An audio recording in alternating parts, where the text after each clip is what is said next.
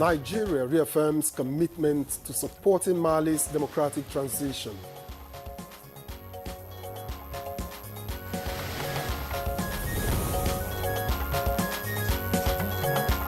Chief of Defense Staff says shared goal will address resurgence of insecurity in Nigeria's northeast.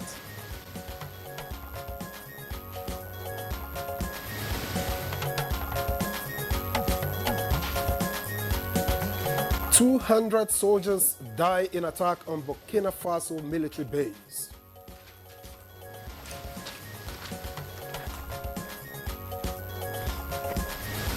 And good morning, Nigeria. Today we shall discuss issues in the 2025 Unified Tertiary Matriculation Examination.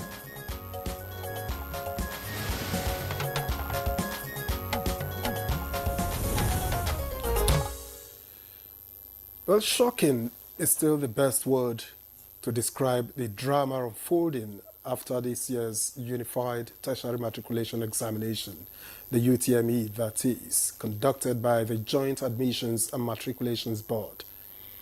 Its registrar's grave apology to affected candidates for the technical hitch responsible for the entire incident is still trending in the media. Victor, I'm also still searching for the right words to describe the disappointment Nigerians experienced when the news broke that the 2025 UTME recorded 70% failure. Now, many blamed the candidates. Some blamed ChatGPT, attributing this failure to today's Gen Z's distraction by the internet, of course. Now, it later sparked serious outcry from candidates and their parents, forcing JAMB to look inwards. Well, poor Gen Z's. Well, Yenre, like Professor Ishak Olanrewaju Oloyede said, man proposes, God disposes. In spite JAMB's best efforts, a technical error was cited as the reason for this entire incident. Now, some are insisting that we need to move beyond this. JAMB is sorry, and the exams will be rewritten. The prof committed to JAMB's high quality assurance standards despite this catastrophe. And many are telling Nigerians to give the organization the benefit of doubt. Come to think of it, when you fail exams, do the exam body give you benefit of the doubt to rewrite the exam just in case? Not sure. Okay. Anyways, JAMB currently has 2 operational vehicles through which it conducts its exams. They are known by the codes KAD and LAG. Now, these codes help manage all complexities and deliver excellent results.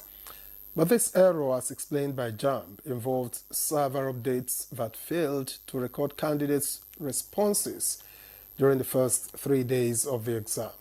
It affected more than 300,000 candidates in 157 test centers, 5 states in the southeast, and Lagos, invalidating the results. Very serious error. Now, these candidates have been contacted through text messages sent to their registered phone numbers and emails to retake their exams from Friday, May 16, and that's today. And the candidates have been directed to reprint their examination slips for the rescheduled examination dates. In all, it's years. JAMB has managed to keep these exams impeccable.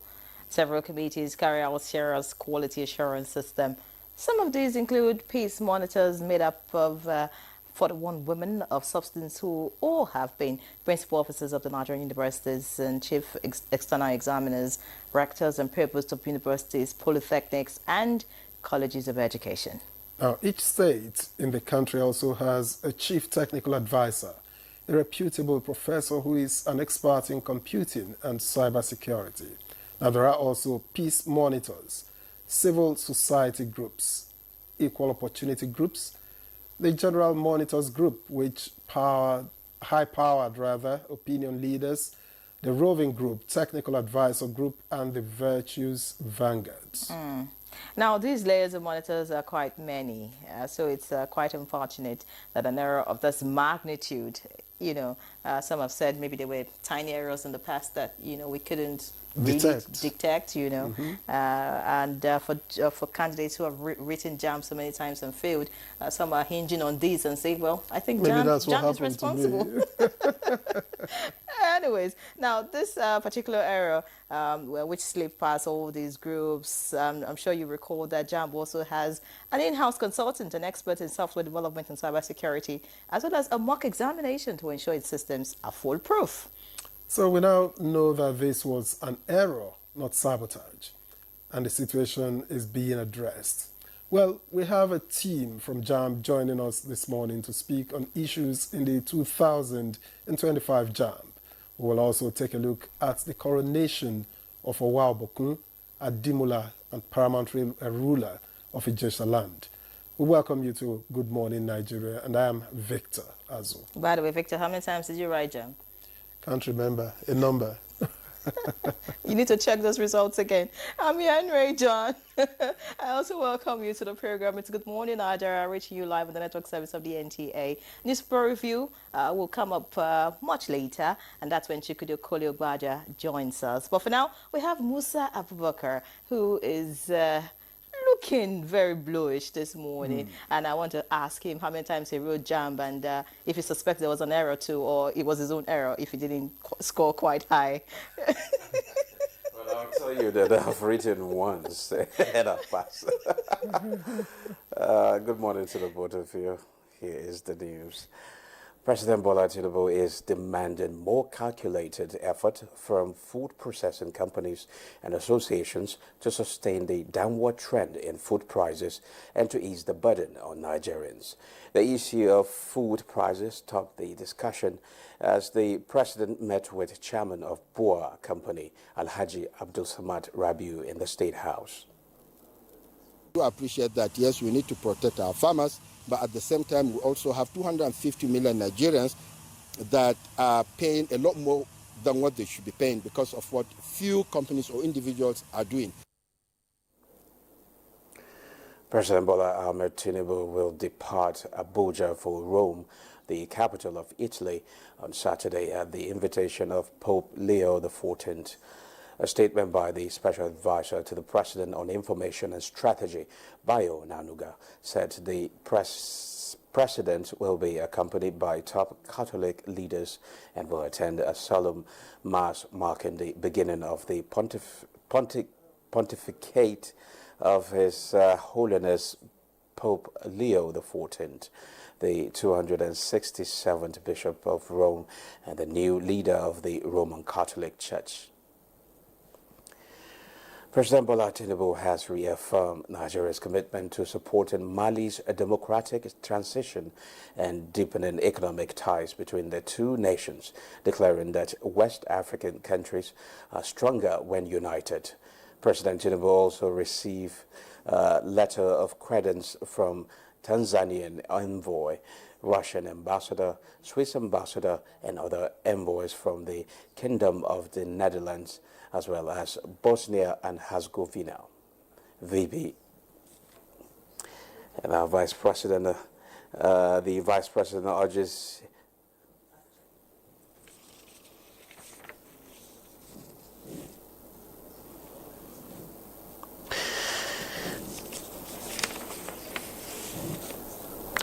the commitment by Nigeria and other African countries to accelerate development needs the support and encouragement by the European Union.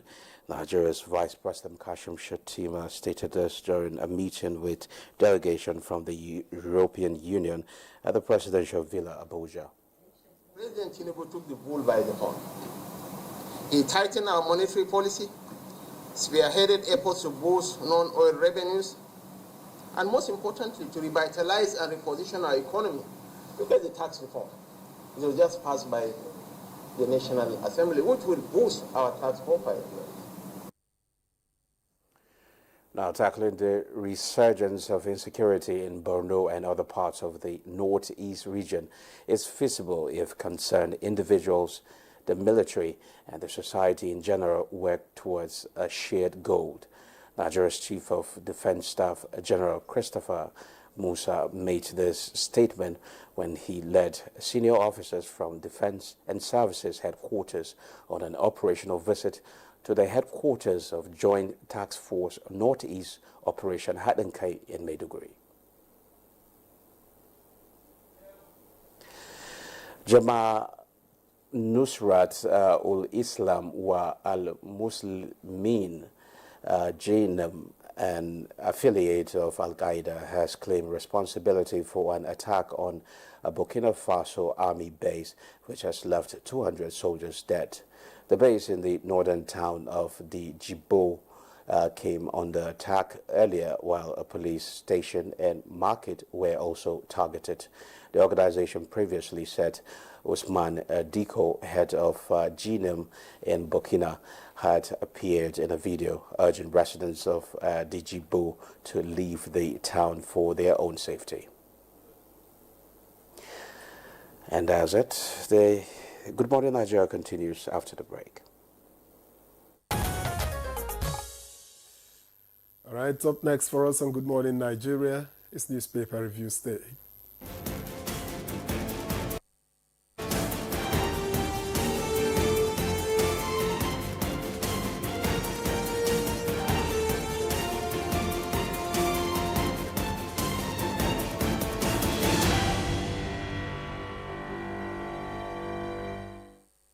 All right, we welcome Chukwudi Okolie Ugbaja this morning for Newspaper Review. Good to see you, Chukwudi. You're talking to Okolie Ugbaja that chooses to behave like Gen Z this morning. You know they're always on the phone, nothing else.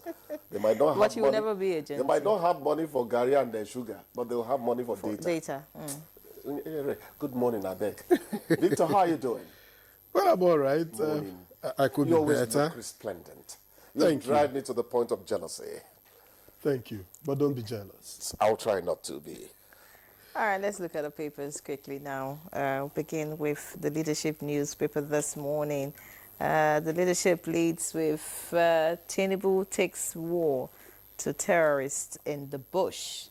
The writers, OK's armed guards for Nigeria's 1,129 forests vows to restore security in ungoverned areas. Signed security bill, Senate urges Tinubu. Outfits must be free of political interference. And that's coming from Northern News. Away from that, above the masthead, biologists warn of H5N1 bird flu pandemic. All right, you want to see that if you rear birds, and that's on page 6. If you rear and eat birds, of course. Next to that, page 7, we have reps begin probe of mass UTME failure. And, of course, just beside the masthead, we have inflation rate eases to 23.71%. Looking below the picture story, we have gunmen kill 8 in Plateau community. And, of course, the picture of the Pope is also right here, just beside the picture story. And it says, Pope Leo XIV extends inauguration invite to Nigerian president. Beautiful. And that's on page 25 of the Leadership.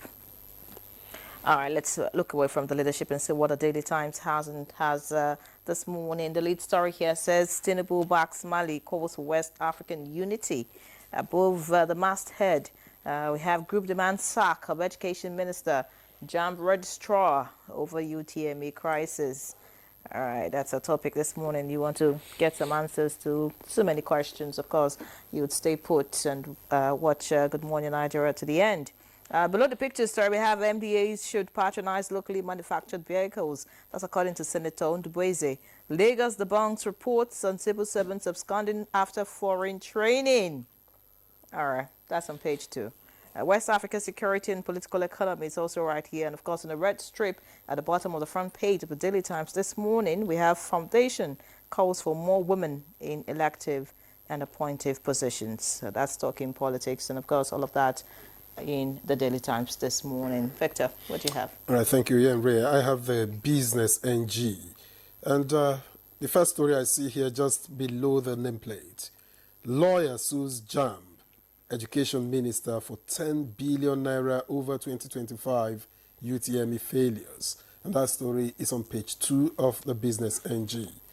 And below that story, Nigerians struggle as NCC approves 50% data rate increase. Again? Okay. Investors' appetite grow as banks race to meet recapitalization targets. Investors' appetite grow as banks race to meet recapitalization targets. And 75% of Benin imports headed for Nigeria, says Abbas. And finally, on the front page of the Business NG, panic spreads in Lagos, Ogun, over rumored cost rise. You heard me, cost rise. All right? And just before we bring in Chukwudi Baja, Nigeria's inflation dropped to 23.71% in April, first decline in months. And that's on page 7. Chukwudi. You know, Victor, old school journalists like us would always say the way it is, or at least we try to do that. The first thing I did this morning was to write a piece about the JAM registrar, which I called Spare Him the News. I'm not going to talk too much because I think better spokesmen are going to stand in for him. But let me quickly say, the law that is suing JAM for 10 billion naira, who is he asking for the money for? The candidates who were affected? It's suing JAM and Education Minister. Education Minister, you know. It's okay. I do not hesitate to tell you that I like Professor Ishak Oloyede. I like Governor Zulum. I like NDLEA man. There are so many of them. I like Mike Egini as a INEC resident commissioner. Give it to them. When they are good, they are good. Oloyede made a mistake, and he said 2 days ago, we made a mistake. Look, Nigerians should know when to stop concerning a good man and an apology. Oloyede showed us that JAM could make money, didn't he? Let's go. Let his spokesman do the rest for him. But I thought I should say what I should say as a journalist. Gunmen kill 8 in Plateau community. And you begin to ask, since there is a spate of killings, are we not supposed to be vigilant enough to at least ward off anything that happens in the next 6 months? How are we for raising the level of arming of young men in the communities to at least hold these gunmen till the army arrives? The army arrive. These are some of the things we should tinker with. We should not be reading on a daily basis. There are people, wherever they are located in Nigeria, are being killed like chicken. It is just not the way it goes, the way it is there. Okay? I don't know if are you throwing up something from your side? Of course, the data issue, that's a big concern. You talked about the Gen Z when you started, and it's a concern to me too. I'm thinking, where are we headed? Are we supposed to dump our phones very soon? Because I mean, the rate for calls is becoming unbearable. A lot of people are falling back to data, sending messages and all of that, and then with this increase, and the fact that you cannot track your data, right? Like you make phone calls to tell you have spent so and so. The charges. My service provider sends me every morning how much data I have used the previous day. Early in the morning, I get notification. Not all. But my service provider does that. And would ask me, do I want this to stop? Exactly. And I say, hell no. No. It depends I want it to continue. It depends on the notifications you enable on your phone and all that. Most phones will tell you what's happening to you. But the point is this.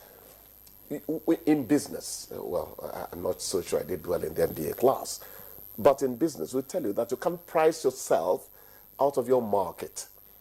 The data people, we agree that the inflation has actually made the naira almost useless concerning, equipping companies for further performance and all that.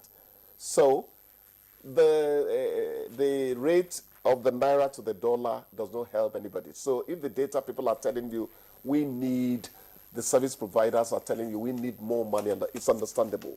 But when you take it to the level where 5G costs almost 6,000 naira, it doesn't make sense. It is not affordable. It's not going to work. Do you know that I've started doing daily whatever? When I pass people on the road, they call me Oga and all that. And sometimes I laugh at them. Father, forgive them, for they know not what they say. People like me are finding it difficult to even buy data that lasts 1 month. Now think about the other people. The tragedy for the Gen Z is that they are data tied. It has become an addiction. The Gen Z people would not have money to buy sugar and gari to soak, but they will spend 15,000 naira on data in a month. Because data is Because life. data is becoming a necessity. For instance, people... Before you, the necessity data. I have children. I know the kind of things they spend their data on. So what you spend your data on matters too. Because for people on like that kind me, of job, exactly. I can't turn off my data People for a like, moment. now you're talking, my dear. I can't turn off my People data. like you and me, and people like some of my children who use data properly. But I know that the Gen Z, almost half of them or 3/4, the data they use, God should forgive them for what they use it on. But it should be affordable, whatever you use it for. It should be affordable. It should The be. hike is too much. It can work. And this will probably be the second hike this year, because It is the second hike. this year, and I don't know, are we going to keep hiking every day or maybe now monthly? And you know the nauseating aspect of it. I hope that word is not too high. When they first flew the kite, the NCC said something like, no, they rejected what they were proposing. Eventually, it was accepted. What was it all about? 50%. It was a ploy then, you know? You see, when I tried to 50% does talk not work. about not being able to track your data earlier, Victor talked about the fact that your telecom subscriber tells you, or rather, send me notification, but that doesn't still mean I'm tracking. of what you used the previous day. They don't It's what tell they you. tell me. They don't tell you that, oh, you went on YouTube, it was so and so minutes, and this is how much. My point is that you can be overcharged at any point. Because I mean, the data I usually subscribe in a month, you know, in the past, that would take me like, say, 20 days or, you know, at least close to a month, now takes me just 2-3 days. And I'm asking myself, I do the same things. You know, I am not a technology czar, but they can actually do it at 2 points. They raise the price and could also give you for 1 minute what you could have had for 2 minutes earlier. Exactly. It's just like the NEPA, what do you call it, the bill monitor, the meter. It's becoming faster, I think. That is my opinion, please. You're consuming more within the hour now than before. That's what I think is happening. That's my opinion, please. I try to get data that lasts me a month, but I can tell you that the data I was getting before now that lasts me a month, Yes. I now get significantly less for significantly higher in price. It is double. 50% means double. You're paying double. So, no, not 50%, yet. Now yeah. they are going to, it's going to, so I'm wondering where they are taking us really. 50% is not quite double, but it does significantly raise It's your consumption. 50% more. Yes, exactly. You know, at the moment. And it's quite telling. How can you spend up to 4,000 naira and you don't get more than 5G? It doesn't make GB. It doesn't make sense. Can we sustain it? And please, let us not treat data as something for the exclusive class, just as you and Daniere said initially. Data is actually almost a human right now in the world we live in. Exactly. Let us stop castigating Gen Z. Let us talk real facts. Data is now live. Data enables you to do your spoken English from your room, and you're making money out there. I just mentioned only one thing. There are so many things now. People are now working from home. It's data they're using. And making more money than... And those who are depressed, I mean, data gives you some form of relief. joy. But that is true. All right. Data makes you feel there's a neighbor. As a means to an end, right? Data makes you feel there's a neighbor around you. Data is life. Data is And life. when you watch skits, you just smile regardless of your challenges. Ogachukode, we have to let you go. I've adjusted this cap Thank two you times very much. in the Enjoy first your 2 weekend. minutes. Thank you I very hope my much head for your didn't get time. small at night. And I hope you have a great weekend. Good Morning Nigeria continues after this break. Please stay with us. All right, welcome back. You're still watching Good Morning Nigeria live on the network service of the NTA. And just before we bring in a panel of guests to talk about the topic, if you like, the hot topic this period, that's talking about JAMB and the 2025 UTME, let's quickly take a look at this background report put together by our correspondent, Ibrahim Bello Gunda. The 2025 Joint Admission and Matriculation Board Unified Tertiary Matriculation Examination witnessed challenges that led to controversy and outcry by students and stakeholders. Many students expressed dissatisfaction with their scores, with some scoring unexpectedly low marks, while others alleged to have reported issues during the examination, such as questions without answers or technical difficulties, prompting outcry, which led to JAMB announcing a review of the examination process. JAMB Registrar Professor Ishaq Oloyede, during a press conference on the outcome of the review, admitted to a system glitch and human error, which affected 65 centers, 206,610 candidates in Lagos, and 92 centers, 173,387 candidates in Southeast states, which were undetected prior to the release of the results. JAMB decided to reschedule the examination of the affected students starting from 16th of May 2025 with an apology by JAMB Registrar Professor Ishaq Oloyede, having taken full responsibility for the action or inaction of his staff. However, a technical review session was convened to identify the root cause of the problem and implement measures to prevent similar issues in the future. This will set tune for discussion on the program as our guests are seated in the studio ready for the conversation. Many thanks, Ibrahim Bello Gunda, for that background report. And joining us right here for this conversation, let me introduce first Dr. Fabian Benjamin, JAMB spokesperson. A pleasure to welcome you to Good Morning Nigeria. Thank you very much. And also here with us for the conversation is Dr. Abdul Wahab Oyedokun, the Director of Legal Services, JAMB. Many thanks for joining us. Thank you. Good morning, Nigerians. Good morning, great Nigerian students. All right. I like the tone of Dr. Oyedokun. It seems like it's come for, are there legal challenges? We're ready to take them on. but let's, JAMB has been around for quite a while. We've seen, an evolution. JAMB, where some in my time will say JAMB is stingy because when you get 200 and something, you are sure you're getting admission. The kids these days score close to 400 and all of those. And we've seen that evolution, even in terms of quality, in terms of standards, and tightening up of the integrity of the examinations itself. And just in a few days, we've seen and heard a whole lot of things. Perhaps you want to run us through what really happened. Yes, we've talked about technical hits. Perhaps you'll be able to explain in further detail and as briefly too as possible what exactly the issue is. Thank you very much for this great opportunity, and good morning, Nigerians, once again. Let me, first of all, express our regret over the unfortunate incidents.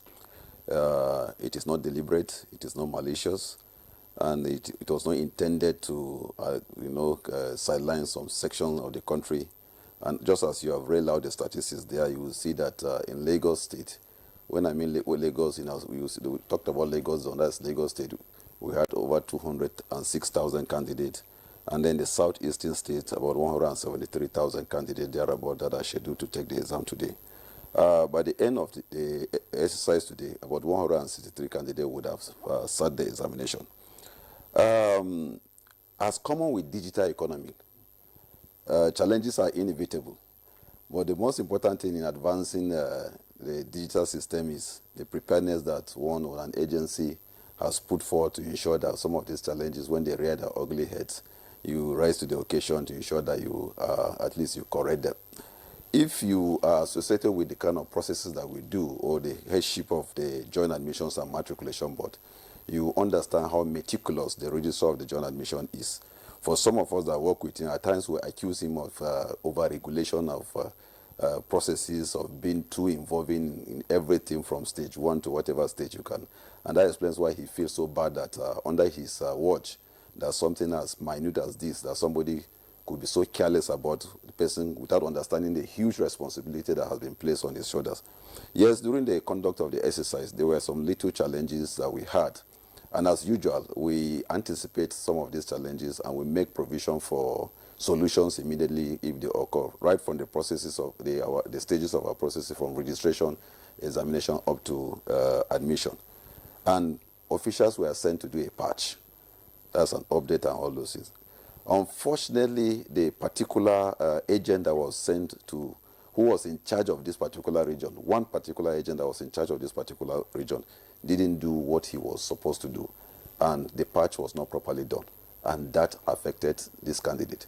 So as a way of solution, what we did was to go through all the processes again and again to mark, to look at, to review the whole exercise and to see where, that was how we were able to identify where the issues. But if JAMB conducts mock exams yearly as system checks, why didn't the simulations detect the server update vulnerability ahead of the main UTME? Well, just as I mentioned earlier, you know, with the digital system, every process has its own operational codes and all this. The mock examination is another exercise entirely. You could have a successful takeoff with mock, and then you come for the main examination and you begin to have one or two hitches there. And we've made this thing clear over and over that, look, we are not saying that in a large-scale examination like ours, where you are examining over 2 million candidates using 882 centers, you won't have one or two challenges. Certainly you will have them. But the most important thing is that, are you prepared to actually address them when they come? Yes, we are prepared. And with mock, the essence of mock is to test our facilities and our preparedness. And that was done. But what actually happened during the examination exercise was not even something very significant that should have led to what we experienced. In fact, if not for this particular challenge, the 2025 exercise would have been one of the best examinations ever held in the annals of history of the Joint Admissions and Matriculation Board, if not for this particular unfortunate incident. So yes, the mock exercise took off very well.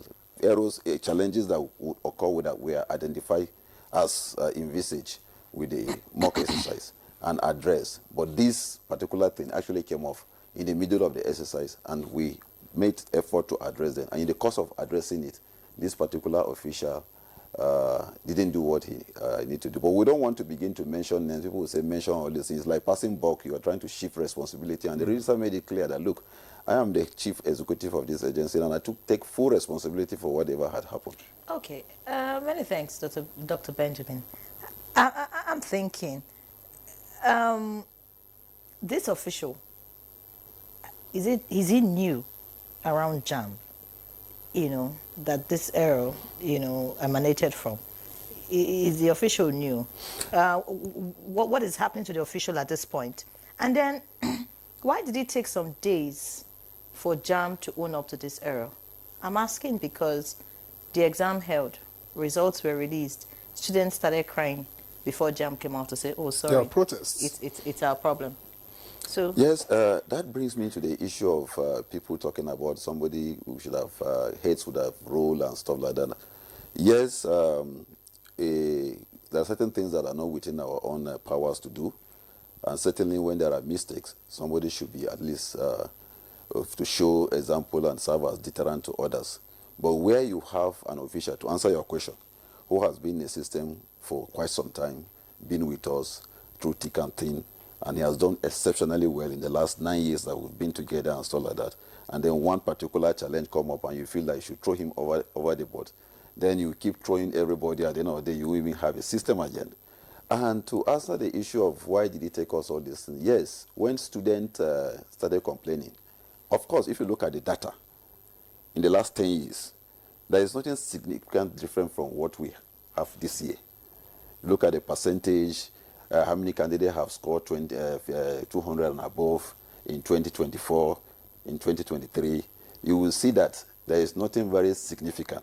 And that explains why we are a little bit convinced that, look, there is not much to be afraid of. But that doesn't mean that we are not doing our back end.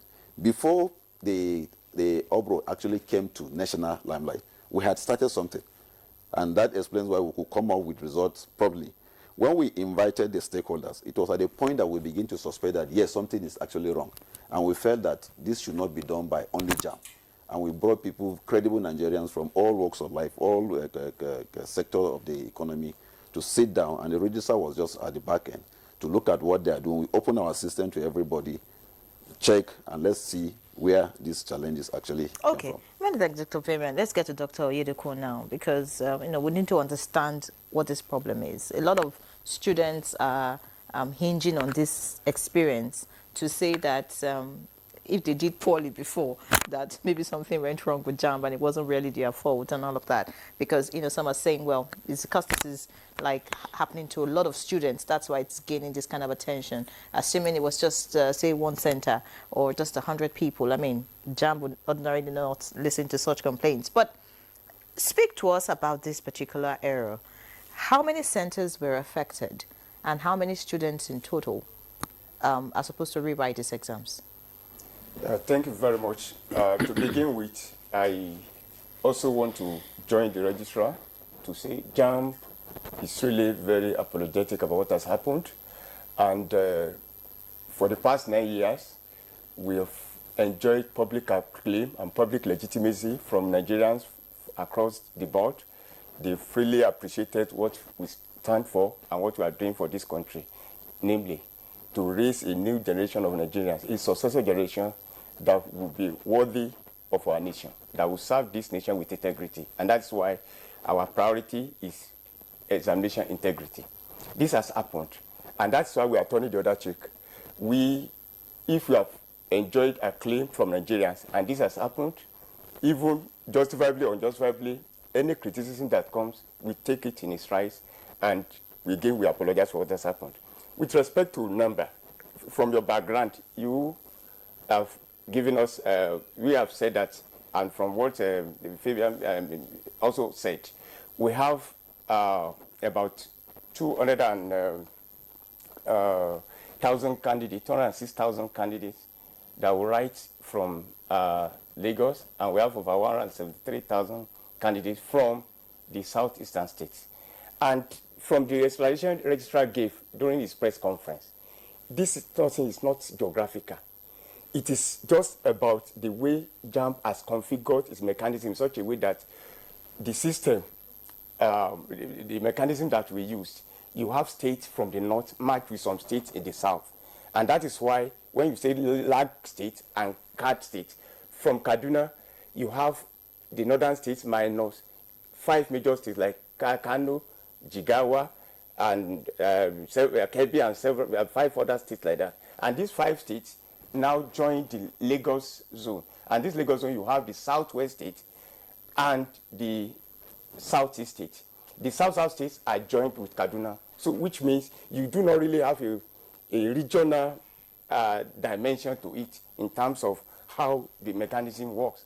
And what has happened now affected more candidates in Lagos than even in the southeast. But that is not the question. Even if this thing has affected one candidate, we are responsible. And this has not, that is why our system is open. From registration to examination to results to placements of candidates into various universities. It is fully automated and it is something that is open. How do you do it? We do it in such a way that several committees of National Assembly and other stakeholders have on many occasions visited JAMB to see our system. From our system, if you come, I challenge them to please come and see. If you are doing registration from any part of the country, any center where they do registration, you can see that in Birnin Kebbi, Center Sususu is doing registration. The time, as you are there, the electronic board will be showing the registration as going on, as the number is increasing, who is doing the registration and what. And if admission is happening too, we do all of these things in such a way that you have the admission officer that will propose to the Vice Chancellor, then to JAMB. All these things are electronically tracked. It's something that is open, transparent. So this is not something that somebody can say, oh, I failed 3 years ago. Probably I must have been a victim of this. No. This, because there is a transition this year. What is that transition? There is a transition from form-based examination to single item-based, which is now an international standard. And what that means is that you continue, you test your system, you upgrade, we are assured through the dummy that we have done, and everything was perfect. We conducted our mock examination, and we went to this examination seamlessly. And as I said, because of just a patch by somebody to do an update, which was unintentional, which is not a sabotage, it happened. And we take responsibility for this. So the candidates that are writing today, I will give you the figure from we have the number of candidates that are writing today. 163,000 candidates are writing in these centers today, as we speak. The remaining candidates will write tomorrow and hopefully Monday. All right. Thank you very much. Let me get back to Fabian Dr. Benjamin. This examination, this receipt is part of the remedy, right? But has JAMB considered, other impacts that this incident may have had? Of course, that's why some people are suing. I read in the paper this morning, somebody is suing JAMB and the Minister of Education, for the impact this may have had. Has JAMB considered, and how is JAMB making remedy? For instance, there are people who are now having to sit JAMB and WAEC simultaneously. That's an issue, the psychological impact of that on them. So what else is JAMB doing beyond the apology and this examination? Well, to follow up with your question, I want to just add that from some of the engagement that we've had with the public, some persons have suggested that why didn't JAMB at least shift the exam forward, maybe give the candidates some weeks for them to prepare. We wish we could have done that. But don't forget that before the commencement of the academy year, when I say academy year, that's the examination calendar, the four major examination body meet to decide on when they will take slots for their own examination. And in each year, the other three examination body, they graciously give JAMB, allow JAMB to take the fourth shot. Now, WAEC is doing their examination. Immediately they finish, NECO will follow suit. After NECO, NAPTEP will follow, and on and on. We sat down and looked at the whole processes, and if we were to shift the exam, the only window we have is in August. And there are candidates that have made NDA their first choice. NDA is also doing their screening exercise. And NDA, because of the regimented nature of their processes, they are fixed, they have their time and all those things. And if we don't do this in now, those candidates will miss that particular opportunity. But we were able to have a gentleman agreement with WAEC. They were gracious enough to say, okay, look, we're going to make some amendments, and if you can take this particular slot within today, Friday, tomorrow and Monday, at least we can give you that particular, and that is why we are conducting this exam this period. It's not because we just sat down and just said, okay, go and do the exam tomorrow. No, we were constrained to actually conduct this receipt examination within these days that we're doing. Are you sure that all the candidates who are affected in this whole glitch were contacted for the receipt? Well, we have a very robust means of communication. When you register for this exam, we have a profile. Profile, what I mean by profile is that every candidate has a room on the internet.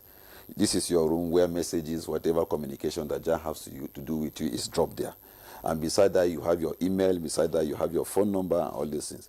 We have tried as much as possible to at least send messages to all these various tiers of platforms that we have with this candidate. And at the background, we are also monitoring how they are printing the slip, because you have to go and print your examination notification slip to see when your schedule for your examination, whether in the morning, in the afternoon, or evening. And at the back end, we are also monitoring to see how many candidates have actually printed their slips and stuff like that. And because this particular challenge is from us, we are doing everything humanly possible, even bending backward to ensure that at least we accommodate all the shades of interest of this candidate and stuff like that. We've made available our even ticketing platform, where for any reason, if you have any challenge, you can go there, candidate. Once you have your registration number, which authenticates you, you go there and then register, indicate your challenge. And management has graciously at least deployed staff who will sit down there 24 hours responding to these challenges and seeing how this candidate will be assisted to ensure that they take this examination. And I asked earlier, just before Yenre chipped in, what else is JAMB doing? Well, at the moment, I don't think there's anything else we can do than to continue to apologize and then see how we can assist this candidate to see this examination. Because others have talked about monetary benefit. You know how modern, how that we will look like. And somebody just jokingly, you know, some of these Nigerians, when everything happens, people always want to play with it and stuff like that. Why not give them marks and all those things? And, you know, that will completely root the credibility of the exercise. So at the moment, I don't think there is anything that we can do other than ensuring that these candidates are given this opportunity again to bring them up to speed with their peers who have taken the exam and they've had their result, and then to ensure that at least there is transparency in the exercise, fairness and equity, which is one of the things that we stand for. Okay, I'm just thinking, what would happen to candidates who refuse to resit this examination and who were affected? Because I understand that some parents are insisting that their children would not rewrite the exam since it is a fault of JAMB. What happens to such candidates? Honestly, as far as this case is concerned, JAMB is doing everything possible to make sure that all our candidates that are affected write this exam. And in addition to including bringing them from their homes? No. What I mean by that is that even we are making phone calls to candidates, because some may not be able to check their email, they may not be able to check their profile and whatever, and from the back end, we are monitoring those that have printed their slips. We are calling these other candidates that, look, you are scheduled to write exam on Saturday, for example, at this time, please go and print your something. So in this case, we can only continue to appeal to Nigerians. JAMB is a public institution. It's a national institution that has served this country very well. It has gained international acclaim. We conduct exams at regional levels for West African College of Physicians, for West African College of Surgeons, for many other national institutions, for TED4, all these third-party examinations, because of the integrity and the sanctity of our process. People believe in all of these things. And we do these other examinations even to test our preparedness for our main exam, which is UTME.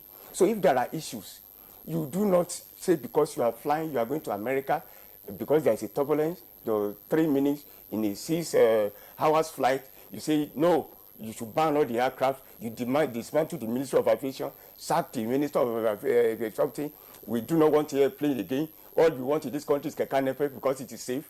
So this is not the argument. That is not the way to go. We do not have to be emotional about it. We have to be constructive. We have to be diligent. We have to develop cosmopolitan mindset. This issue has nothing to do with North, South, West, East, Yoruba, Hausa, Igbo. The directors of the board, we work as a team and we are from different parts of the country. Our director of admission is from Northeast. Director of test administration, in terms of examination, is from South. And so on and so forth. So we come from all shades of opinion. We do our work meticulously.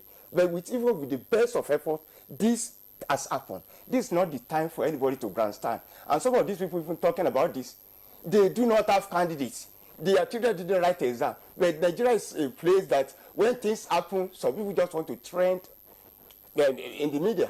But still, as I've said, we are turning the other cheek.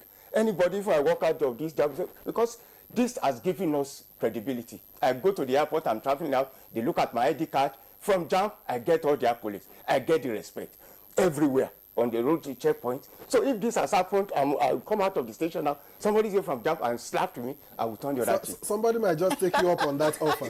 Yes, But what's your assessment? Yes. What's your assessment, given all you have reeled out? Yes. And I agree with you. Yes. What's your assessment of the damage to JAMB's integrity at this point? And what is JAMB doing to restore confidence in its CBT processes? Yes, these our CBT processes, because when you talk of technology and you're talking of innovation, when there's an issue like this, and because of the way social media has been configured in this country, which has been helpful because critical voices can access information all about that. We as an organization, even without this, we have our review mechanisms that we do. Without this, At the end of each examination, the following month, we bring everybody together. All the GCBT centers are represented, our technical partners are represented, our chief examination officer, that's in the university system and everywhere, they are there. We say, what have you done? Where can we improve the system? Because we only want to stay ahead of these examination fraudsters. When did you hear about miracle centers last in Nigeria? When all these big schools that you think they used to post our children score this, score that, why didn't they do it again? Because JAMB has provided as equal opportunity for all Nigerians in such a way that somebody from Medavino secondary school in Katsina can be the highest scorer. You can get somebody from Iyefo in Osun State, Adifasi High School. You can get candidates. You can see it on social media. You see people from schools that you don't think they can produce good candidates because our system has provided this opportunity. So if there is this, we just play to Nigerians. You know why I asked? Yes. You know why I asked if you have assessed the magnitude of damage that this has done to JAMB's integrity. Yes. Because if you have not come to the realization of how much damage has been done, you may not have tackled it effectively. Yes. And that's why I'm asking, have you assessed the amount of damage we to be able do. to respond? We monitor comments from various social media platforms and the rest. And without that, after that press conference, you've seen that it's a work in progress in the sense that we continue to engage critical voices, that this is not the time to throw away the baby with the bathwater. Bathwater, fantastic. Yeah. Just in case you have questions or comments about this particular issue, feel free to send us your messages via SMS or WhatsApp. The number is 0816 968 8126. I'll take that again, 0816 968. But it's on the screen. 8126 is also on the screen. Of course, you have... And I have some messages already. You have some viewers who are visually impaired. So Okay. I think it's okay to also mention. I have some messages already. Perhaps we can take them. Good morning, one says. I wouldn't really blame JAMB for this, actually. We the students aren't serious, and I bet that even after this makeup exam, a lot will still fail. I hope this person, anyway, this person hasn't identified himself because there's anger in the land. And then another says, that Adewumi says, good morning, please tell the spokesperson to release the results of underage instead of writing underperformed. Okay? All right. That's from Adewumi. One more. Although JAMB had technical issues, but even with that, most of the students who wrote the exam are not serious. Okay? All right. So- This one says, good morning, Nigeria. I appreciate the effort of the JAMB registrar for accepting responsibility. We should thank him. Kudos to JAMB. This is coming from Adeniyi in Lagos. The next one says, some candidates live in villages far from their centers and are scheduled to write exam very early in the morning or late in the evening. Do you consider their security with what is happening in the country now? So there are two issues raised that I think you should have talked about on the age results and this sort of... Thank you very much. I want to go back a little to talk about the question you asked about assessing the impact this would have caused on our credibility. Yes, you know, we are a global brand, and whatever happens in JAMB affects some of our partners globally. We are a member of the International Association for Educational Assessment. We are a member of the Association for African, the regional body and stuff like that. And we've interacted, we've seen how people have asked questions, and through our crisis management and gathering and stuff like that, we've seen how, yes, when this thing happened, and people were very concerned. But when we open up our system, the way we handle it, because it's not common for somebody to say, look, come into my house, go in, I will even stand by the door, check everywhere, under the beds, in my bedroom and everywhere. If you see anything, let us see how we can address it. And that is simply what we have done. And the good news is that what kills an examination body is examination infraction, especially when the officials are involved. That completely erodes the credibility of that examination body. We've been able to tackle examination infraction headlong. With the coming of the registrar, Professor Ishak Oloyede, and the various innovations he has introduced, malpractice has been reduced to the barest minimum. What we are even fighting against now is just pieces of impersonation here and there, people trying to, of course, you cannot stop crime absolutely 100% and stuff like that. But each time they try, even with this exercise, we've made some arrests, and about 97 candidates were arrested for one form of infraction or the other. So we are happy that, look, whatever challenge we've had is not a result of compromise of the system. It's not that our questions leaked. It's not that scores were inflated. It's not that somebody had infiltrated our data bank and all those kind of a thing. It's just a process that it was outside the main core process that we do. Now, you're talking about, coming to your question. Underage is one. Underage. The Director Legal would have answered that better, because it's in response. Why we didn't release the result? It's in response to a court judgment. Okay. That if a candidate, you have examined a candidate and you give him a result, then you have no right to say he cannot be admitted. Okay. Before they start the examination, at the point of registration, they were told all these conditions. That, look, you are underage. Based on the laws of the nation, by the UBEC Act, by the National Council on Education provision, rules and regulation, once you are less than 16 years, you are not supposed to be admitted into the tertiary institution. That explains why, even if you see the 634 system, if you see the calculation, it is deliberate for you to be at this particular age in a particular class.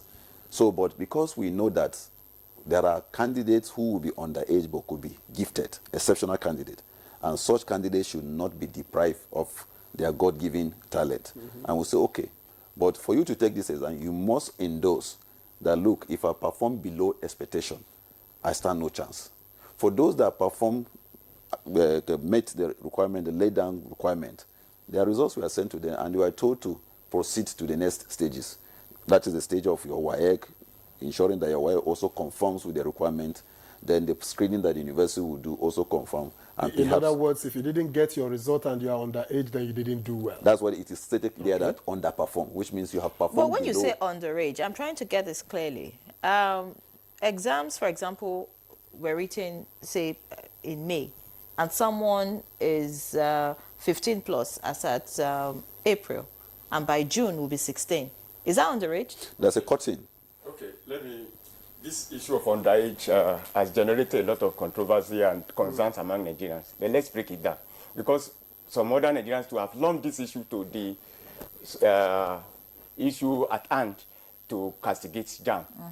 The issue of age delimitation, age restriction, is not a Nigerian thing. It's a universal thing.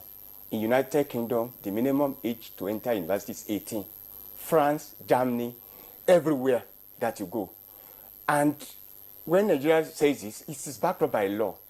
You have the Universal Basic Education Act 2004, which has outlined, when you go to section 15, it describes what is basic education. You finish at the age of 15, 16. And you have the National Policy of Education too, that has stipulated that you have this 6334 system of education, and by age of 18, it's most likely that you finish your 63, that is your senior secondary school education. But because of our own peculiarities and taking everything into consideration, 16 has been the benchmark for admission to university, and it has always been JAMB broker. But we had a number of cases, just ongoing cases, and I will not talk much because some are still in court. But those that have been concluded, at least at the high court level, one of the judgments is that, one of the reasons is that how can you allow somebody to apply, you collected money for form, and then you give him results, and you now say he's not qualified. And why do we allow some candidates to do this? Probably some of us have also done this when we were young, just to try, to test our ability, to see our level of preparedness ahead of the time that will be mature for university education. But today, some universities, so particularly I don't want to mention some universities, not in most cases public universities, in private universities, because they want to attract candidates. You get some that as low as, you have candidates that as young as 12 years, 11 years, 13 years. We received complaints from international bodies, from foreign universities, Nigerians applying to go for masters, and the candidate was 12 years. How did he graduate? he has mentioned the issue of gifted children, but this is just about 0.01% of the entire population. Not everybody. So when we say the result is not going to be released because you are underperformed, we are just playing safe because there are a number of cases that we have in court. But this is a message and a concern. As I've said, our system is always open to review and everything. If you consider it that it will not affect our chances in court and nobody will hold us to ransom, again, it's something that management may look at. But as it is now, that is the policy. Okay, we have some more messages. This one says, please, what about those people in Abuja that have problems with their exams? You know, now, because we have been able to really identify where the issues are, the opportunistic behavior will set in. We have seen some people who wrote even 3 years ago, they are saying that probably the same thing happened. Even somebody who is not going to write in the next 2 years may also say, what are the chances that it will not happen to me? So if someone, you see, now, last year, somebody called me from one of our big universities. He's a professor. He said he have an issue with one of his children. He came back, he said the system, the thing went off several times. It affected him. He used half of the time. He could not write the exam, so it's going to affect something. What are we going to do about it? I said, okay. Because at the back end, we can even know the time spent by candidate. And I told him, I said our exam is not this pencil that we used to do in those days. Each system is that you have is your own. If you started, say start, and somebody started before you, you are not going to air at the same time because the same. I mean, you are running your time. For any reason, the thing stops. It stops at that time. Even if you go to another system, once you put in your registration number, it starts from the point. But the children will come back home and tell their parents. You know what happened in this case? The candidates called about 301. Quickly, the prof called me. He said, I hope you have not taken my complaint seriously. Please. I said, no, I said, you have already complained. And we have already flagged. We are going to reschedule for another exam. I was just saying that too. He said, please, don't do that one. I said, you know, some of these children, probably in anticipation of what will come, they will come home to say some of these stories, which may not be true. So, in relation to Abuja, we have no problem at all with Abuja. And you have seen many candidates posting their results, 299, 300, in Katsina, in Jigawa, in Abuja. You have some even in the different, in Cross River and several other places. So, cuts across Nigeria. And even when we say these places that is affected, it doesn't affect the entire gamut of exams conducted in those centers. It's some sessions, and it's those sessions that we have clearly and exhaustively identified, candidates identified, an exam schedule, and it's even ongoing as we speak. All right, I have some other messages here. And one says, good morning. Is it that everyone is going to resit the JAMB examination? That's one. Another says, please, what of those that had the same problem in other parts of the country? Two, and the final one, good morning. I am glad JAMB came out to apologize. There are people that wrote well and were still they should not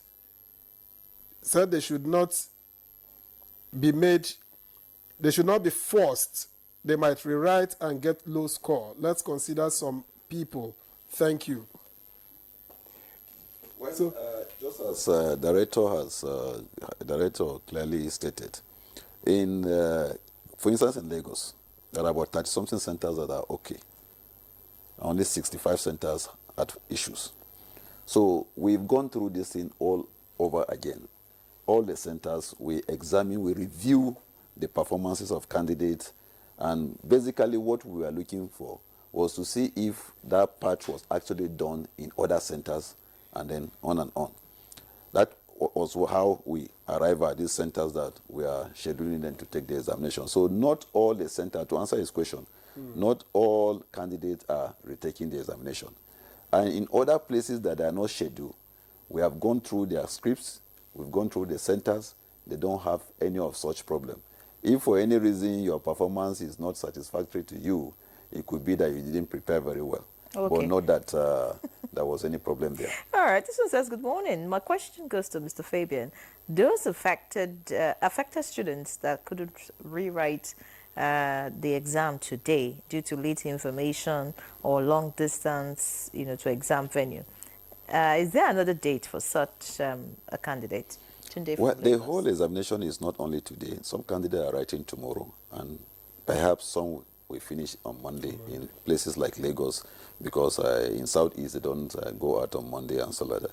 We, just as my director have said earlier, we've done everything humanly possible to ensure that these candidates are well informed. And don't forget that WAEC is ongoing. At the point of registration, these candidates were given the opportunity to choose examination towns closer to where they think they will be available within this particular period of time. I want to believe that there will be no candidate that for reason of transportation or anything that will miss this exam. Don't forget that this issue came up as a result of protest from this candidate. If you protest a thing and you're given opportunity, I don't think you want to lose. No, but assuming they didn't protest, is it that this would have gone undetected or JAMB would have been silent about the error? Well, just as we said earlier, we assume that what needs to be done was done. For instance, you want to send a mail, and you have sent a mail. Maybe somebody was there when you typed the mail and you press the send button. The person will go with the mindset that, yes, she sent that mail. Even when you're talking with somebody, no, I was there when she sent it. But unknown to her or to the person, perhaps the thing didn't deliver and you just shut down your system. He will not know, but he will have that confidence that at the point that he was seated with you, you actually sent the mail. He was there when you typed and then press your send button. So we are confident that, I know I told you earlier that if you look at the statistics, it was not different from what we've had in the past. Over the years, in the last 10 years, apart from 2016, if I'm not mistaken, 2016 that we had 37, that's the highest we've ever had before. 37%, that's 200 candidates scoring 200 and above. There was a year that we had 13% of candidates scoring 200 and above. So we look at the statistics, it was not quite different from what we've had over the years. And that convinced us that, well, nothing was actually wrong. But again, as I told you, in a digital system, there are a lot of lessons to learn when such things happen. And going forward, we have learned a lot of lessons that will make the system far better than it was. All right. One very pressing question. It's coming from a candidate, I suppose. It says, good morning, Anjolua. I'm still not getting the answer to this question right. What will happen to those that do not want to resit this exam? Does it mean they have to wait till next year? Does it invalidate the first result, this resit exam? So if, for example, I wrote the exam and I'm okay with my score, I don't want to resit, or maybe I'm not available to rewrite the exam, I want to go ahead with the result I got with the first exam I wrote. I'm not sure there is any candidate in those centers that is happy with his score. I can tell you that because of what happened. I'm not sure there is one candidate in those centers that we've identified that will say, look, I'm happy with what I have. That you can go to the market with it. So I don't think any candidate will say, look, I don't want to see this examination. But for whatever reason, if we have that particular candidate, when we get there, we'll see how we can address it. All right. Thank you. Let me, Director Legal, yes. How are you addressing the legal challenges that have come up, as a result of this issue? Yeah. Of course, you may have become overwhelmed. No, not necessarily, except on social media. Over the years, we are used to this in JAM. I will give you an instance before coming directly to your question. About 3 years ago, a particular candidate hired a senior advocate to write JAM that we sent 3 different results to him. That initial result we sent to him was 306. Later, we sent another result, 289. Later, we sent another one, 223. And that the sue for 1 billion naira. Now, we invited, there were about 5 of such cases that year. We have this robust mechanism for engaging complaints. I wrote on behalf of the registrar, we invited the candidate, the parent, and the lawyer. We undertook to pay for their flights and the hotel accommodation. We invited the Public Complaint Commission, National Human Rights Commission, Federal Competition and FCCPC. FCCPC, the media, everything. And we placed our electronic board ahead, just in an auditorium like this. We started the investigation. And we knew what he did. To cut it short, you know what he did? Our USS code is 55019. This boy now used his sister's phone. He saved his name as 55019 on his sister's phone. He now used that sister's phone to send a message to himself to get to generate the other results.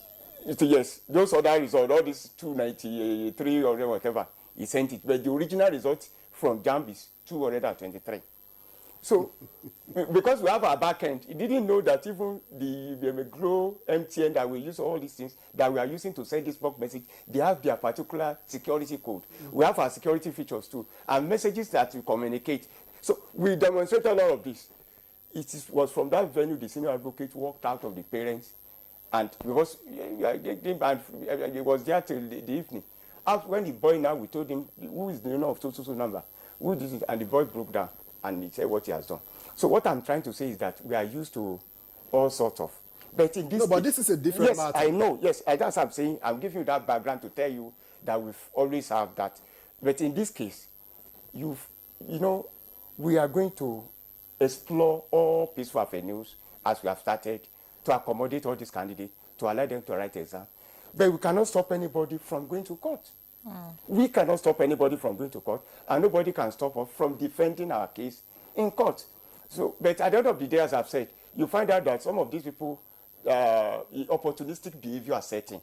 Yeah, because what that implies is that apology may not quite be enough. No.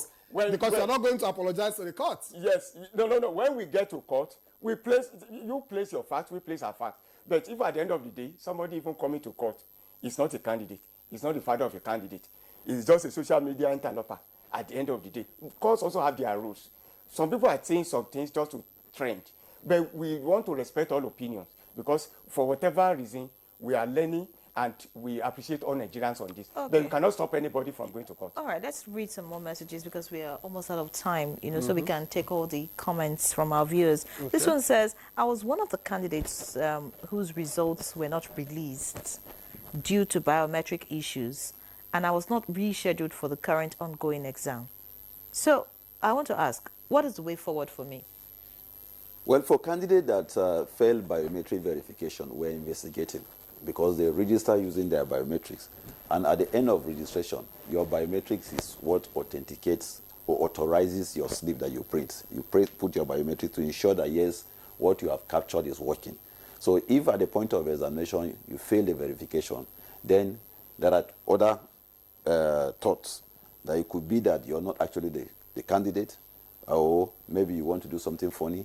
We are looking at those things from the back end to see who actually registered and who actually came, because immediately when you present yourself as a candidate and your biometric fails, you are recaptured again. So at the end of the day, once those candidates that don't have any issues will be rescheduled to take the examination. We've done that last year. It's part of those measures that we'll put on ground to ensure that we check impersonation. So you mean that outside this, there'll be another rescheduled certainly, those ones that will for be, those who have some certainly issues. they will see the examination. Now, okay. I have two messages. One says, good morning, Nigeria. I want to ask, what of those people that scored maybe 200 and above and refused to rewrite? Will they consider that score invalid? That's one. And JAMB is one of the best institutions we have today. Without JAMB, the children of the poor will not be able to gain admission. That's from Kolakwa Usman. All right. Well, just as we know, we've spoken on this over and over again. We believe that we are hearing this for the first time. We didn't avert our minds to the fact that, look, if anybody scored 200 and he feels that he's satisfied with the score, if for any reason we have such a candidate, I believe that we'll look at it and then see what we can do about it. Because just as we've said earlier, we are a very responsive organization and we take public opinion very seriously. Feedbacks are one of the key cardinal channels that we use in fine-tuning our policies. Of course, we have some more messages, but all the other messages I can see here are commending JAMB, and of course. But you see, I want to ask, what is the guarantee that this would not repeat itself again? What is JAMB doing? If this happens the second time, it's going to be a disaster, of course. I'm sure that there's a saying that thunder does not strike in one place twice. And I want to believe that we will not be stupid for us to have this same issue again. We learn every day. I told you that with digital economy, challenges are inevitable. But what is important is for you to look ahead. We have instantly, before we even get to the next session exercise, that's next year exercise, we have begun the process of developing mechanism that we ensure that. Just Registrar was even talking to one of our officials, and he said, look, I won't even take anything that you tell me, you say this one is done and all this. I must see it myself. That going forward, I must see everything myself. So it's not possible for you to see everything, but we'll take advantage of technology to ensure that everything is seen.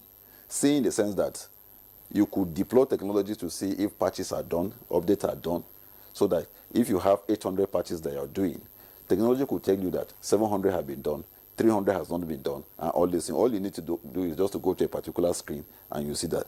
We have developed that. We are a very IT agency. We take training very seriously. At the moment, we're even facilitating training to ensure that at least some of these things and others that have not even happened, that we've read, we've envisaged, we train our staff to see how we can nip all those things in the bud. We understand, from reports that, some officials of JAMB,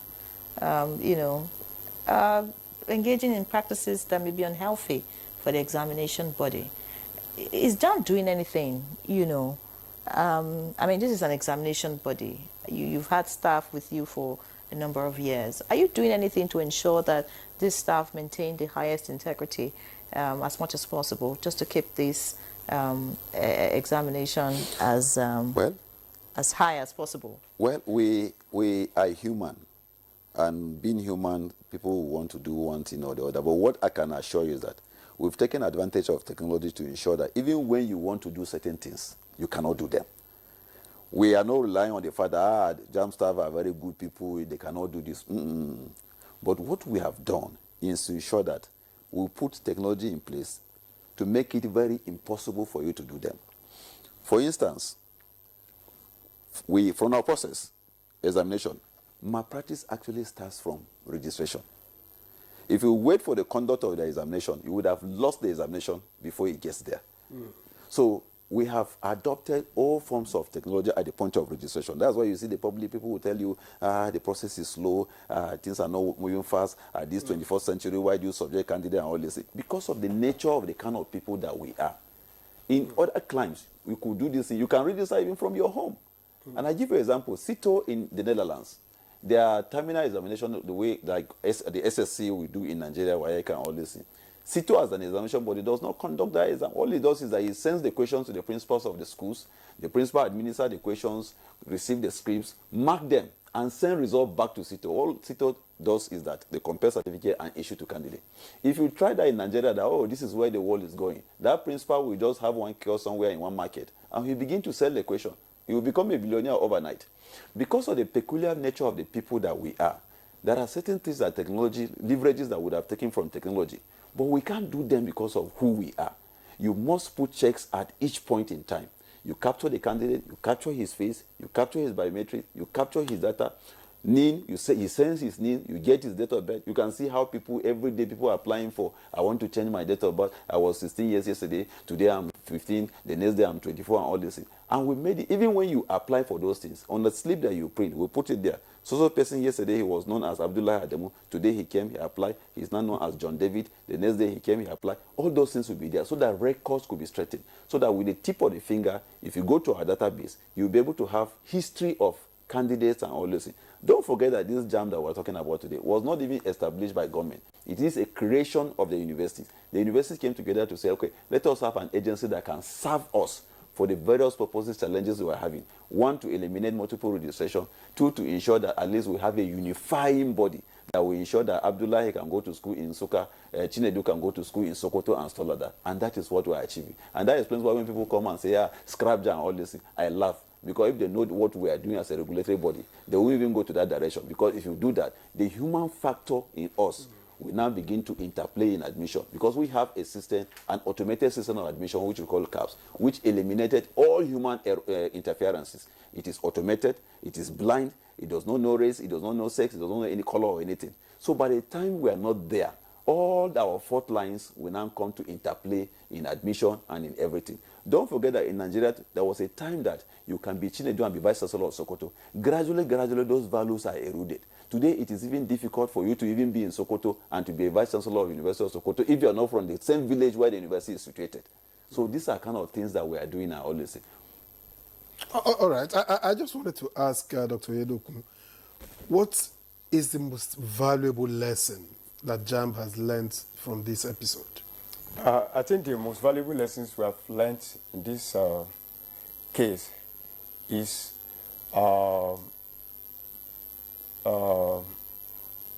we've learned that we should not rest on our oars because we've gone far. We've even been able to advise several other sister national institutions, not outside the education sectors, on technology or innovation, on several steps that could be taken. So the thing that we now do is that the review that we used to do a month after the exam, in terms of bringing all stakeholders together, it's something that we have to draw closer now. That has to come probably immediately, a week after the release of the results, issues, you can deal with them promptly. So that you can deal with issues immediately. This is very, very important to us. Many thanks. We've run out of time, but I'm sure that you'll be able to handle all of these issues. Okay, I understand that we still have some more time with you. So maybe I'll just go through some messages that we have quickly. This one says, good morning. Please, let's not take JAMB to firing squad for that mistake. Police officers that sat for exams conducted by JAMB spoke very well of the system. This one says, good morning. I want to commend the JAMB under the leadership, of Professor Oluyede. Despite the hitches of 2025 exams, Nigerians should be reminded of the sanity and the integrity of this man, which he has brought to JAMB. Thank you. That's Dr. Adio Razak in Abuja. Another one says, I wrote JAMB in 2010, and I must say that when students were serious about examinations, nowadays, performance rate of students have deteriorated due to social media distractions, and that's coming from Chukwuemeka. 2010 is when they're serious. It's relative. He was talking about his experience. You know, when if you score 200 in JAMB, I mean, somebody got it up to 2010. Was when they were serious. Let's talk about going forward. Are there other innovations that JAMB would like to bring on board? I mean, this CBT has been a game changer, really. Yes. To be truthful, it's been a game changer. Unfortunate that this year there's a major glitch that is causing all of this noise. But are there other things that JAMB would like to do, or JAMB is looking at, that will probably enhance the system going forward? Our system is always work in progress in terms of what we do to make things easy. You know, our organization is the best interest of our candidates, the best interest of the child is the cardinal principle of JAMB. And in doing that, some of the things we are doing, that we are proposing to do, and which we've started now, is what we call BYOD, bring your own device. That is... Fantastic. So if I have my iPad, I can just come with it? We are going to, automatically, electronically, we are going to deactivate it. No. Every other information you have there, once you enter into an exam, or you will not be able to see it, except our questions. We call it BYOD, that is bring your own device. So now the issue of when we are writing an exam, because I match the cable and the thing went off, it does not arise and all of that. Even in registration, we started something now that we are going to scale up, we call self-service registration. You walk up to the center, and there is a cubicle where you can do your own service registration. Because, let me say this, for the past 4 or 5 years, we do not take particulars of candidates directly from them. We just ask for their name, national identification number, because you have registered for your name.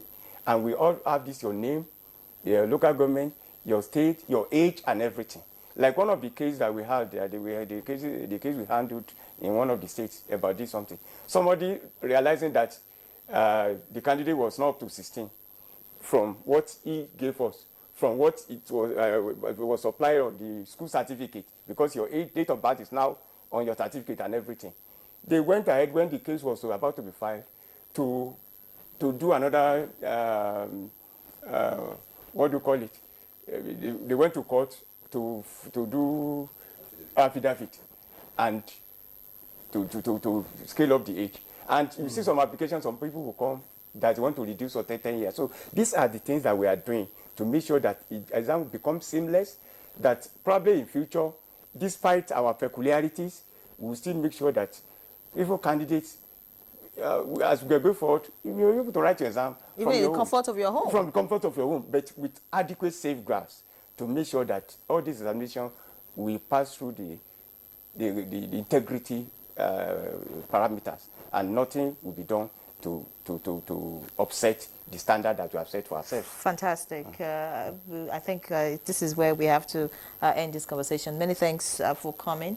We do appreciate you. And of course, warm regards to the JAMB registrar, Professor Isaac Oluyede. Watching him on Wednesday, it showed that he's actually committed, to what he does, and he feels the pains of the students and ready to do the needful. So, of course, we do sincerely appreciate him too.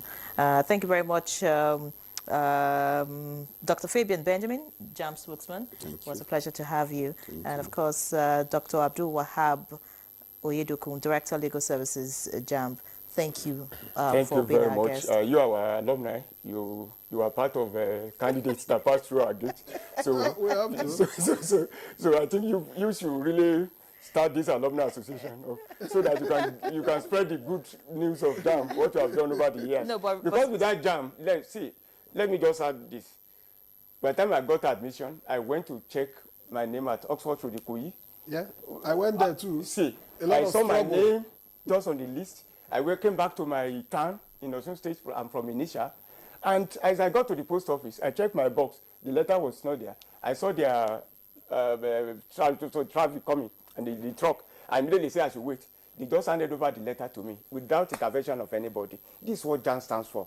Those of us that might have ended up as carpenters and bricklayers, it has given us opportunity to have university education. Fantastic. So this is not the time to throw away the baby with the bathwater. Fantastic. We do appreciate JAMB. Thank you so much for joining us. So that's the first topic. We have a second topic, which is on the coronation of the Owa Obokun Adimola, paramount ruler of Ijesha land. And that's after this break. Please stay with us. All right, this is still Good Morning Nigeria live on the network service of the NTA. Let's now turn our attention to our second issue on the program today, which is on the coronation of Owa Adeshuyi Hastrop Ajimoko III as the Owa Obokun Adimola and paramount ruler of Ijesha land. All right, and joining us from Lagos to speak on this is Professor Wale Omole, former Vice Chancellor of Obafemi Awolowo University, Ile-Ife, Osun State. Welcome to Good Morning Nigeria.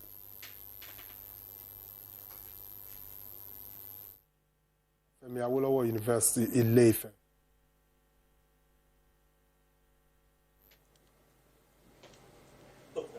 Okay. Welcome. Alhaji Lateef Bakare, a.k.a. Lab, the Ajirowa of Ijesha land, and Vice Chairman, Coronation Planning Committee. A pleasure to welcome you to Good Morning Nigeria. Good morning, my moderator. Thank you very much. Could you please give us tell us about the Owa Clement Adeshuyi Hastrop?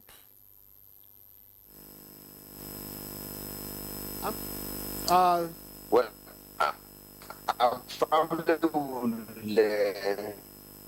allow my chairman to speak unless he wants me to take the question. Thank you very much. My chairman, Clement Adeshuyi Hastrop, actually is a businessman. He was former deputy governor, first deputy governor of Osun State in 1991 during the election. and he's a businessman. He's the founder of ENL Consortium, and is into apart from ENL that is involved in the port concessions. You know, they have 2 terminals in Lagos, and also he's veered into construction, and is probably one of the most respected construction persons in terms of estate development in Abuja. And then he's into power, he's into oil and gas, and is willing to diversify. But I think God has actually blessed our Owa, because he will be 77 in September. And I think the crowning as Owa the ruler of Ijesha land is a sort of a very useful retirement for him. And for Ijesha land, we are very proud of him. We have not had the opportunity of this type of Owa in Ijesha land for at least for maybe 60, 70 years. And so he's our man, humane, easygoing, and in fact, unimaginably silent philanthropist that makes what I would call, he impacts people in a way that is unusual, but never makes noise about it. You hardly see him loud. It's quite easygoing, and I think we are blessed to have him as our land. Many thanks, Alhaji Lateef Bakari, aka Lab. Let's speak with Professor Wale Omoli now. Talking about the paramount ruler of Ijesha land, Alhaji Bakari has spoken about his personality, but what is he likely going to bring on the table for the people of Ijesha land? What do you think the benefits would be for the people he's coming to serve?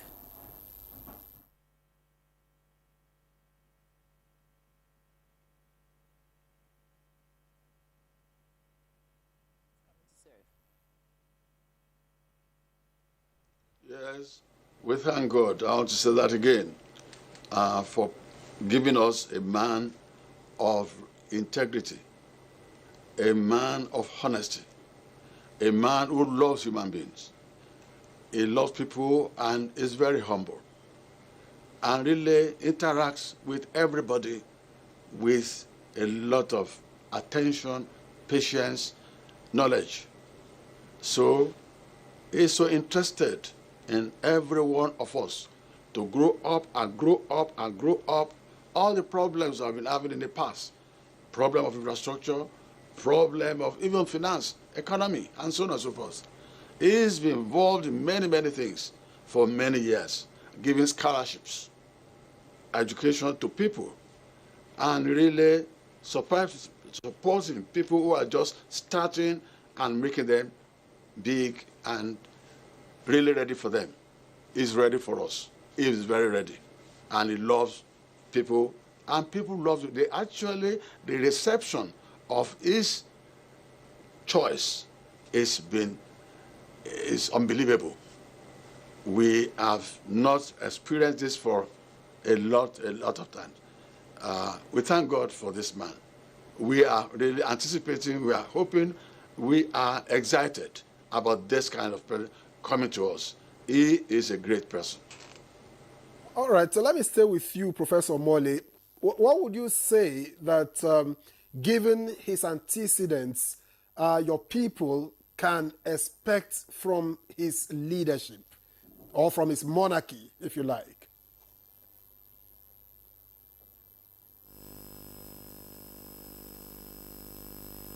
Thank you very much. Maybe I can take this. There is a Yoruba adage which says that the morning tells you how the night will be. So, is somebody who, without being Oba, he has offered 1,400, almost 1,500 school scholarships from year 1 to year 4, year 5 in some cases, without making noise. He has also made significant impact in people's lives and in business. Now, what has happened is, as the Ajirowa, we have operated very closely, and I can tell you that since, at least in the last maybe 100 days or so, we've been talking, he's been thinking about, okay, Lati, how do we do this? How do we engage this? What do we do to these people? These are people, we must not fail them in their expectations. Can we do this? And I can tell you that without revealing the economic development package that he wants to bring out next Friday, Ijesha land will witness tremendous growth. In fact, our target is to be able to increase the GDP of Ijesha land as a group by at least 100% in our first 2 years. Also, is looking at unity. How do we bring about unity in Ijesha land? Many people don't really understand the language paramountcy that we usually attach to his name, and the need for the change of title from Oba to Owa. In Ijesha land, we have about 103 other Obas. At least we have about 27 or 28 of them that are first-class traditional rulers, that are members of the Osun State Traditional Council. So, Ijesha land itself has an aggregate of 103 other communities. So, and everybody in that whole community. All right, many thanks, Alhaji Bakari. We're running out of time, so I'd like to quickly get to Professor Omoli now as we round up the conversation. Talking about the paramount ruler of Ijesha land, or Adeshi Hastrop Ajimoko III. Looking at his record, he was once a deputy governor, which means that he's a politician and understands how politics should be played. But you see, this is a different ball game entirely. He has to deal with everyone, irrespective of party lines, equally and all of that. Do you really think that he would be able to handle, all the people in Ijesha land as he should, not as a politician this time around?